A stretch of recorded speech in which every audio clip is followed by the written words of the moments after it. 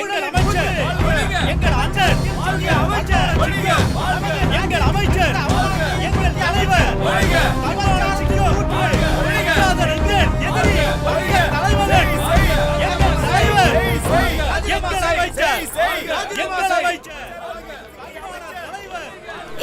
Priya right சொல்ற வேணு sir பத்தியா? வேணு sir cover பண்றாரு. வேணு சார் மாதிரி ஆளெல்லாம் இத கவர் பண்ண வருவாரா? எங்க வைஸ் பிரசிடென்ட் ரிக்வெஸ்ட் பண்ணதுக்கு அப்புறம் தான் ஒத்துக்கிட்டாரு. இந்த ஆளு எங்க போய் தொலைஞ்சாருன்னு தெரியல. வர மாட்டாரு, எனக்கு நல்லா தெரியும். மந்திரி இப்ப வந்துருவாரு.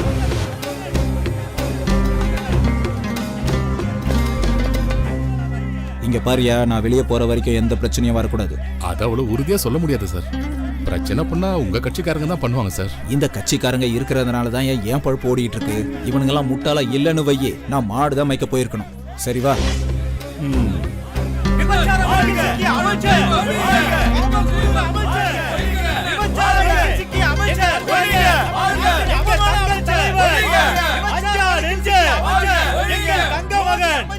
யாரும் ஆவேசப்பட தேவையில்லை.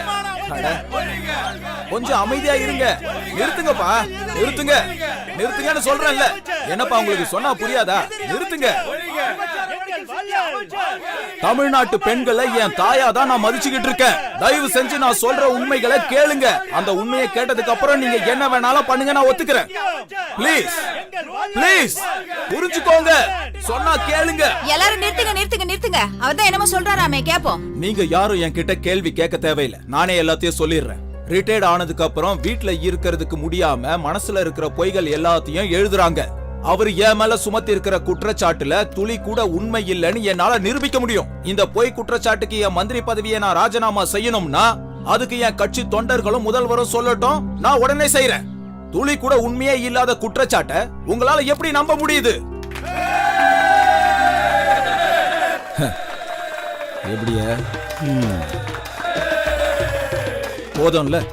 ஓகே முகமது சார், சாயந்தரம் என்னென்ன ப்ரோக்ராம் இருக்கு? ரேணு, நீ அவசர அவசரமா ஓடி எந்த பிரச்சனையும் இல்ல. 4 வாரத்துல எல்லா பிரச்சனையும் அவர் முடிச்சிட்டாரு. இந்த நியூஸை வச்சுக்கிட்டு நம்மளால பரபரப்பா ஒன்னும் பண்ண முடியாது. ஃபோக்கஸ் டிவிக்காக வேணு வந்தாருன்னு கேள்விப்பட்டேன். அவர் வந்தாருன்னா கண்டிப்பா கலவரம் நடக்கும்ல. தல போ.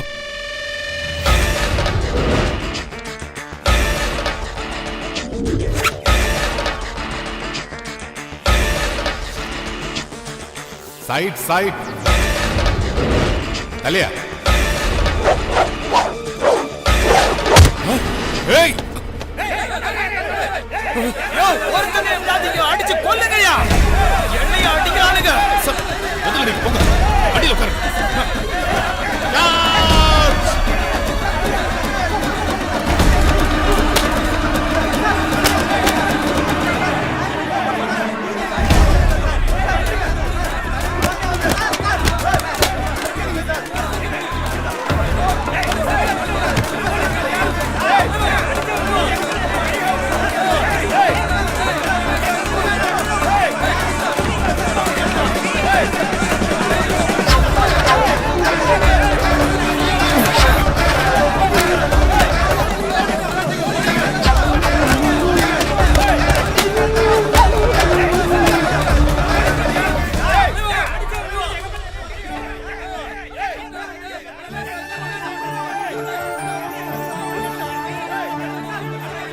போடி.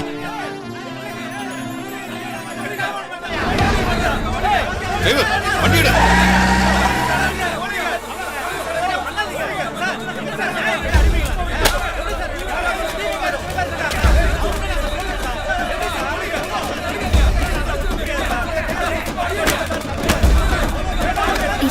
அங்க ஷூ பாத்தியா? சீக்கிரம் சீக்கிரம் ஷூட் பண்ணு.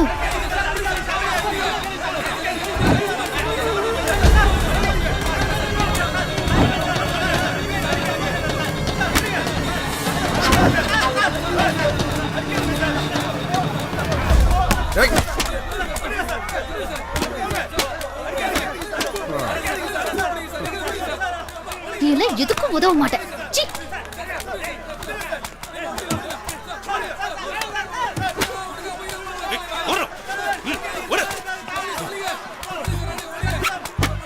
வேணு சார், இனி எந்த பிரச்சனையும் வராதே.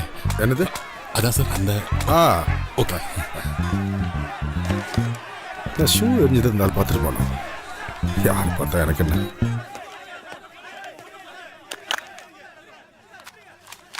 இந்தா சீக்கிரம் கொண்டு போய் கொடு. Thank you sir. அமைச்சர் முதல்வரை சந்திப்பதற்காக கோட்டைக்கு செல்வதற்கு சற்று முன் அடையாளம் தெரியாத நபர் அமைச்சரின் மீது ஷூவை எறிந்ததால் அங்கு கலவரம் ஏற்பட்டது. யாரா அமைச்சரின் தொண்டர்களும் எதிர்க்கட்சியினரும் வன்முறையில் ஈடுபட்டதால் போலீசார் தடியடி நடத்தினர். காவல்துறை அதிகாரி இதற்கு விளக்கமும் அளித்துள்ளார். இந்த தடியடி சம்பவத்தால் 5 பேருக்கு டேய், அந்த ஷாட்ஸோட ரிதம் பாத்தியாடா? இந்த சம்பவத்தை வன்மையாக கண்டிப்பதாக எதிர்க்கட்சி தலைவர் அறிவித்துள்ளார். இதெல்லாம் பார்த்து கத்துக்கோங்கடா. ஒரே செகண்ட்ல ஒத்த கால நின்னு அப்படியே ரொட்டேட் பண்ணி 360 டிகிரிஸ்ல சுத்தி எடுத்ததால தான் இந்த ஷாட்டுக்கு இப்படி ஒரு இம்பாக்ட். ஏண்டா ஒருவேளை 2 செகண்ட்ல 2 காலால சுத்தி இருந்தா வேற ஒரு இம்பாக்ட் கிடைச்சிருக்கும். கிடைக்கும். ஆனா அந்த மாதிரி ஷாட்லாம் உன்னோட பன்னாட சேனல்ல மட்டும் தான் டெலிகாஸ்ட் பண்ண முடியும். நல்ல சேனல்லாம் அதெல்லாம் வெட்டிடுவாங்க எடிட்டிங். ஆனா என்னுடைய ஷாட்ஸ்லாம் எடிட் பண்ணவே முடியாது. அதுரா நல்லா பாரு. வன்முறை சம்பவத்தால் காவலர்கள் இருவருக்கு பலத்த காயம் வெட்டிட்டாங்களே. ஆம்புலன்ஸ் வரவழைக்கப்பட்டு பார்த்தல இத்து போன ஷாட் எடுத்தா ஒத்து போலன்னு வெட்டிடுவாங்க. நான் தான் வேணும். டேய், நான் கஷ்டப்பட்டு ரிஸ்க் எடுத்து ஷாட் எடுத்து உன்ட்ட கொடுத்தா ஏன் ஃபுட்டேஜை கட்டிங் ஷேவிங்லாம் பண்ணி எடிட்டிங் கத்துக்கிறாங்களா அந்த பரதேசி பசங்க? கண்டினியூட்டி இல்லாத ராஸ்கல்ஸ். என்னது சாரியா சுருட்டி உன்னுடைய எங்கேயாவது எடுத்து வச்சுக்கலாம். செக் முதல்ல போன வை. டேய், ஏன்னா அவுத்து போட்டா ஆடுறேன் கிக்கின்னு சிரிச்சிட்டு இருக்க. ஒழுங்கு முறையா ஃப்ரெண்ட்ஸ் கிட்ட சொல்லி வை. யாரை பார்த்து சிரிக்கிறீங்க? ஏய் வேணும், இவங்களாம் என்னோட ஃப்ரெண்ட்ஸ். 5 சூப்பர் ஹிட் மூவிஸ் கொடுத்த டைரக்டர்ஸ்.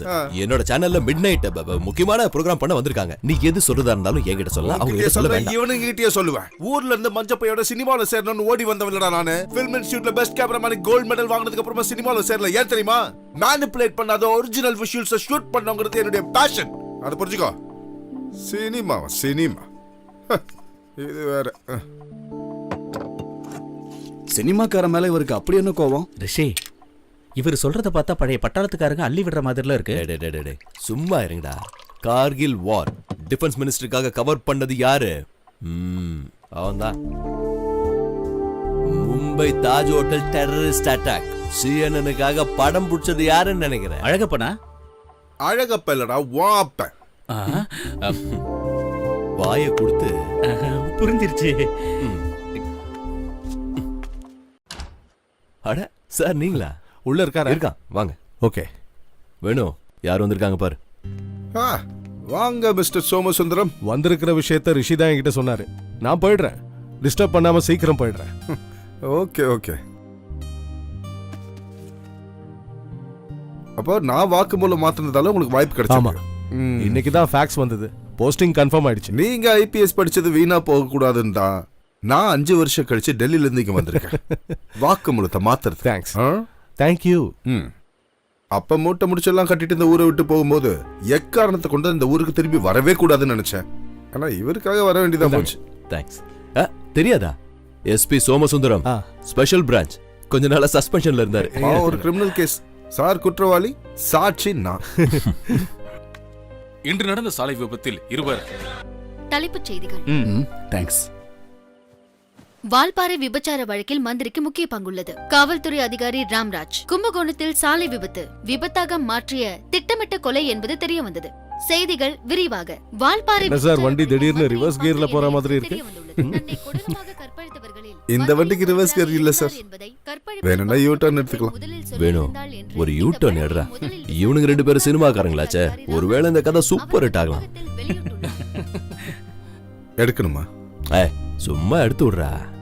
சார் சொல்லுங்க சார். சுமார் ஒரு 5-5.5 ஆண்டுகளுக்கு முன்பு. ரெடி தானே? சமூக சேவகையும் எழுத்தாளருமான காவியா அவர்கள் 7 நாட்கள் உண்ணாவிரதம் இருந்த காரணத்தினால் அவரது உடல்நிலை பாதிக்கப்பட்டதால் காவல்துறை அவரை கைது செய்து மருத்துவமனையில் அனுமதித்துள்ளனர். அரசு நடத்தும் மதுபான கடைகளை குடியிருப்பு மற்றும் பள்ளிக்கூட பக்கத்தில் இருந்து மாற்ற வேண்டும் என்று காவியா அவர்கள் உண்ணாவிரதம் இருந்தார். சார் கிடைச்சதா சார்? போலீஸ்காரங்க உள்ளே விட மாட்டாங்க. இந்த கமிஷனர் கிட்ட இருந்து பெர்மிஷன். பேஷண்ட்டுக்கு நினைவு திரும்பும்போது அவங்களுக்கு சம்மதம்னா இன்டர்வியூ எடுத்துக்கலாம்னு. சார் வாங்க கேஷுவாலிட்டிக்கு போலாம். நானா? இந்த இத்து போன இன்டர்வியூ ஷூட் பண்ண வேண்டியது நானா? முகத்துக்கு முன்னாடி கேமரா வச்சுட்டு பேசல ரெக்கார்ட் பண்றதுக்கு நான் வேணுமா? போட.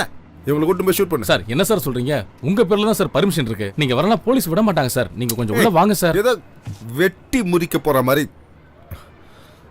வா. உள்ள எல்லாம் அனுமதிக்க முடியாது. அவங்கள நான் இன்டர்வியூ எடுக்க வரல. இப்ப அவங்களோட நிலைமை என்னங்கறத நான் மக்களுக்கு சொல்லி ஏமா ஆகணும். போக கூடாதுன்னு சொல்லிட்டு அதான் போறீங்க. கேக்குறேன், ஏன் முடியாது? முடியாதுன்னா முடியாது. முடியுமா முடியாதான்னு நான் பாத்துக்கிறேன். தள்ளுங்க. யாரா இந்த Neelambari? Renuka junior reporter Bharat vision. ஆரம்ப ஆவேசமா தான் இருக்கும். முடியாது. நான் கிளம்புங்க சொல்லிட்டே இங்க. இருக்கேன். நான் அவங்கள பார்த்து கிளம்பு வாங்கிறது. சொல்லிட்டு இருக்க என்னடி பெரிய மாடு மாதிரி போயிட்டே இருக்க. You Kalakkal. போலீஸ் மேல என்ன அடிச்சிட்டு இருக்க உன் மனசு? போன சொல்றல. கலங்க பண்ணிக்கிறியா? ஏய் போட்டானா போலீஸ்கார மேல கை வைக்கறியா? பிளாடி ஏய், பொண்ணுங்க கூட டீல் பண்றதுக்கு தானே மகளிர் போலீஸ் வந்து நிக்கறாங்க. அப்புறம் கைய வாங்கறதுக்கு நீங்க யாரு? ஓவரா பேசுறா. இவனை தூக்கி ஜீப்ல ஏத்துங்கடா. ஏய் போடா. ஏய் பத்திரிகைக்காரங்க மேல கை வைக்கிற யூ பிளாடி. விடுங்கயா. இந்த புறம்போக்க அடிச்சு கொல்லுங்க. Okay sir.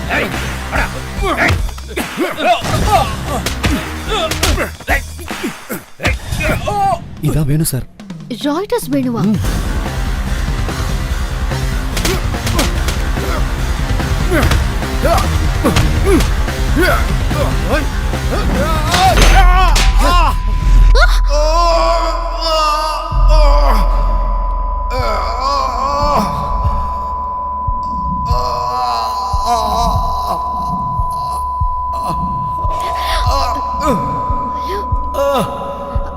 சார் அப்புறம் என்னாச்சு? என்னது? ரிப்போர்ட்டர் ரேணுகாவை டிஎஸ்பி சோமசுந்தரம் சார் புடிச்சு தள்ளினாரு. அதுக்கப்புறம் என்னாச்சு? அதுக்கு நான் அவர்கிட்ட ரொம்ப பவ்யமா மரியாதையோட சோமசுந்தர சார் கிட்ட கேட்டேன். ஏன் சார் இந்த மாதிரி நீங்க ஒரு பொண்ணு கிட்ட, அதுவும் பத்திரிக்கார பொண்ணு கிட்ட வன்முறையா நடந்துக்கிறது சரியான்னு கேட்டேன். அதுக்கு அவர் என்கிட்ட ரொம்ப கோவமா, டேய் இங்க வாங்க பையான்னு கேட்டு என் செவிலே ஒரு அரைஞ்சாரு. அதுக்கப்புறம் என் நெஞ்சில இந்த இடத்துல அவரோட காலால ஓங்கி மிதிச்சார். அதுக்கப்புறம் என்ன நடந்துச்சு எனக்கு தெரியல சார். எழுதிட்டியா? Yes sir. Okay doctor. சர்டிஃபிகேட்லாம் ரெடியா இருக்கு, நீங்க வாங்கிக்கோங்க. வா. அப்புறம் இப்போ எப்படி இருக்கு? பெயின் இருக்கா?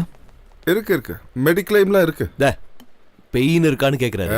பெயின் பெயின் பெயின் பெயின் இருக்கு, பெயின் இருக்கு. இது இங்க மூடி வச்சிருக்கிறதுனால என்ன பேசுறீங்கன்றது கேட்கல. அந்த பிளாஸ்டரை எடுத்தாலும் இனி அந்த காது கேட்காது.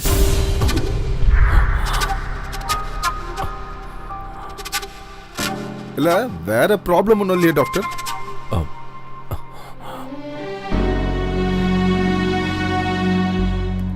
இயர் ட்ரம் டோட்டலா டேமேஜ் ஆயிடுச்சு.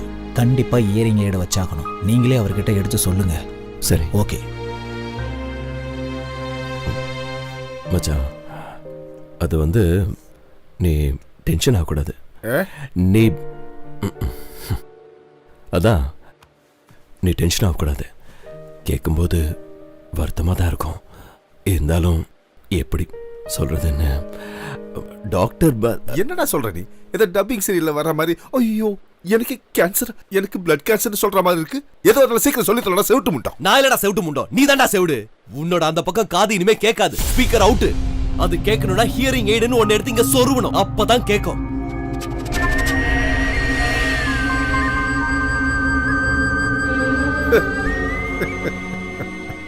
அப்ப டமாரம் காலி.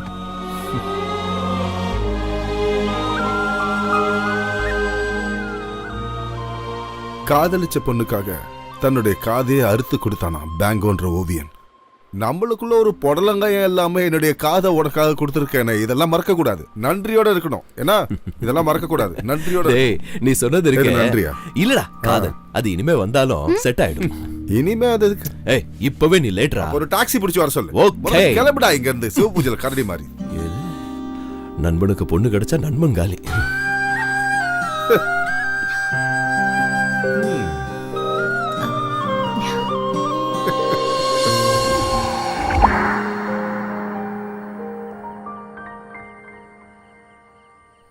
அடங்கோப்புறானுங்கோப்போ.